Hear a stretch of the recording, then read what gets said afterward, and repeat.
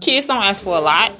They don't ask for a lot at all. Our boys just want a basketball, and our girls just want to listen to music and dance. Exactly. If that's all we're doing with them, they are satisfied with it. Exactly. We got to get creative. Yes. We got to get creative with our youth because you don't want to lose them. Exactly. It starts off when they're young, and they eventually become adults. Yes, and believe it or not, a teenager at a certain age, they would talk more to an outsider than they would their own parents. Right. Yeah. So once you gain their trust, they're willing to come to you with things that they don't feel that they're able to tell their parents. And maybe then you can go with them to talk to their parents about whatever the situation may be. Yeah, yeah, and I agree with that because I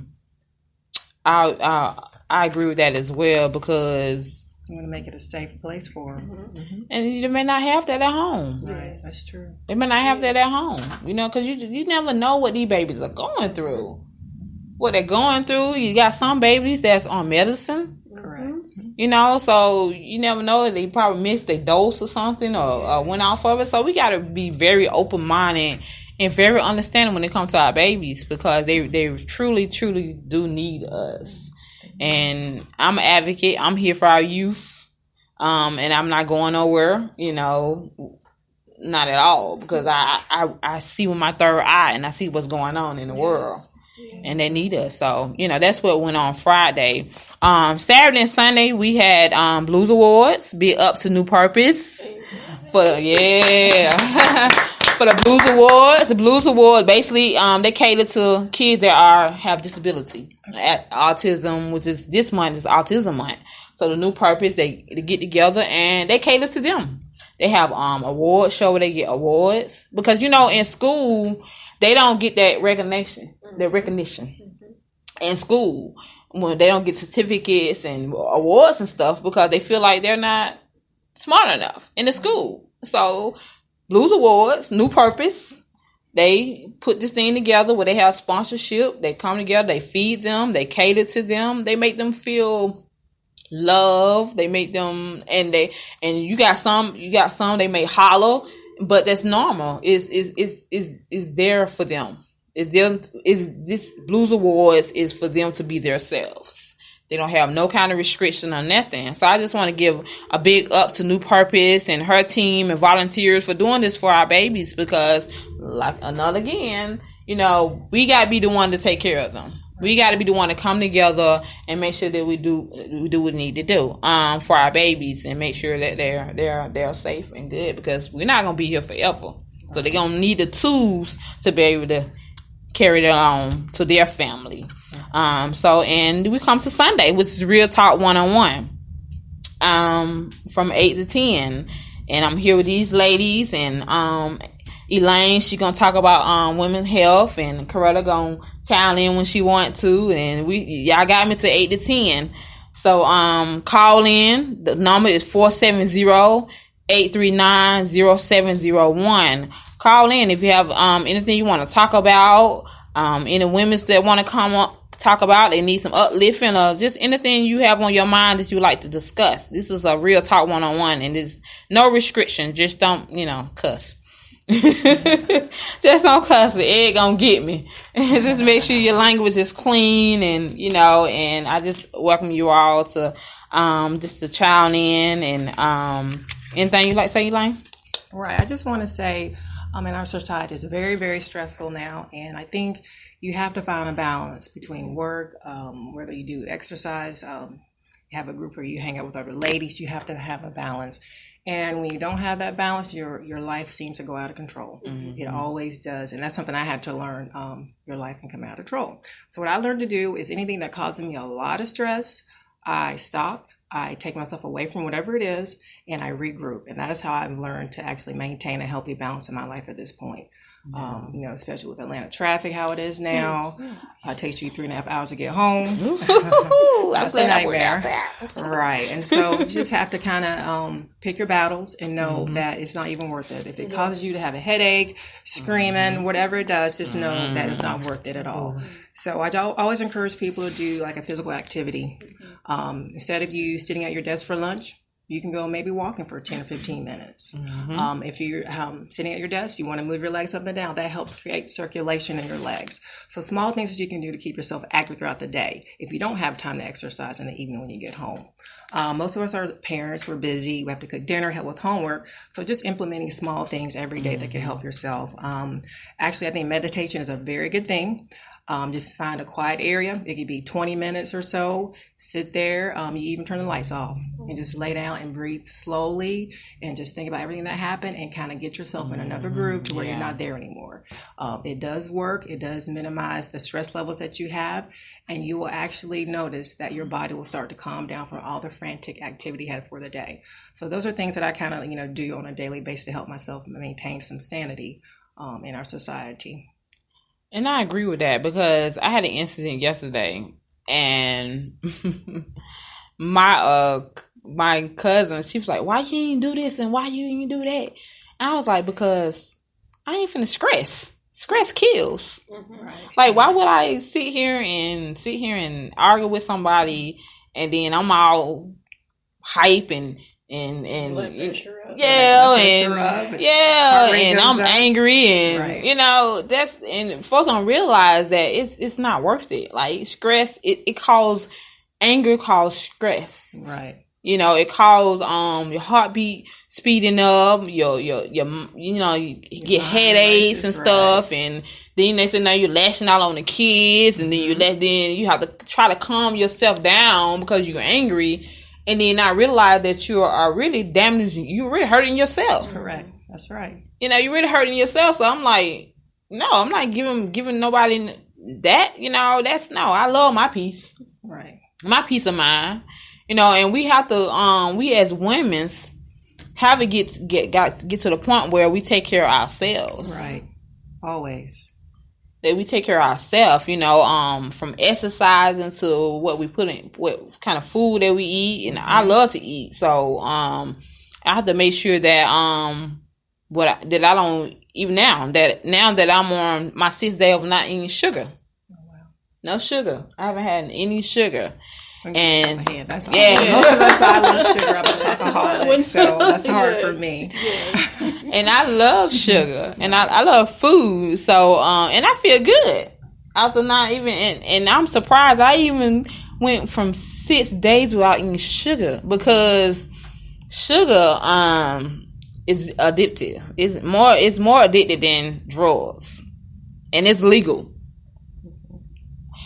And when I do have done my study of sugar, I have seen that even a little can of Coke is like is it 7.5? It's like a can of Coke is maybe like 3 or 4 teaspoons of sugar.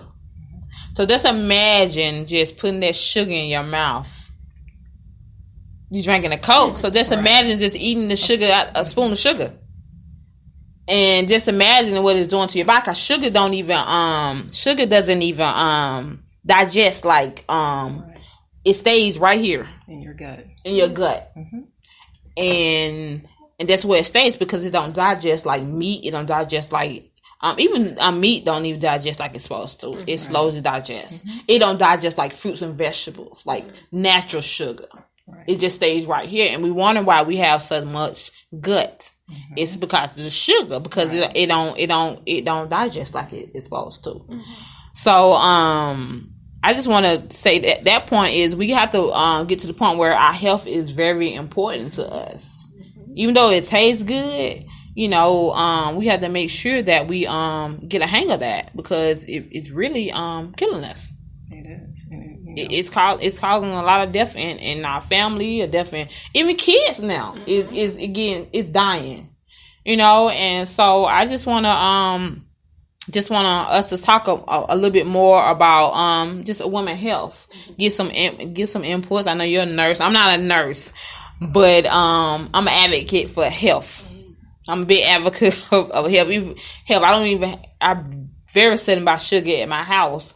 But when you have kids, it's like, and they grew up on sugar, it's hard to get them off of the sugar. It's hard to wring them off of it until their self get a mental get a middle understanding of how bad sugar is, and then they'll get it. So I just want us to talk a little bit more about women health and some things that we can do to, try to kick the sugar, not even, just to do better.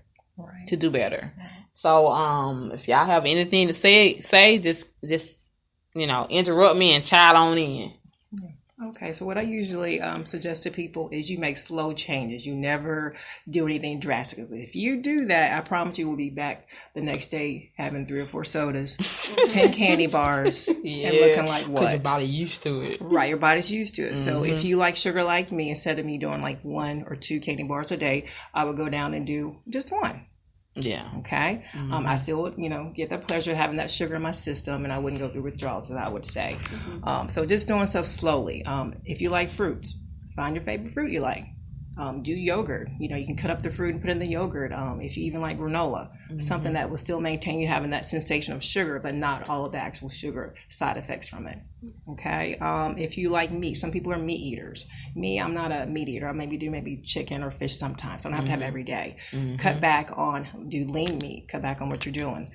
So, for example, say you love hamburgers.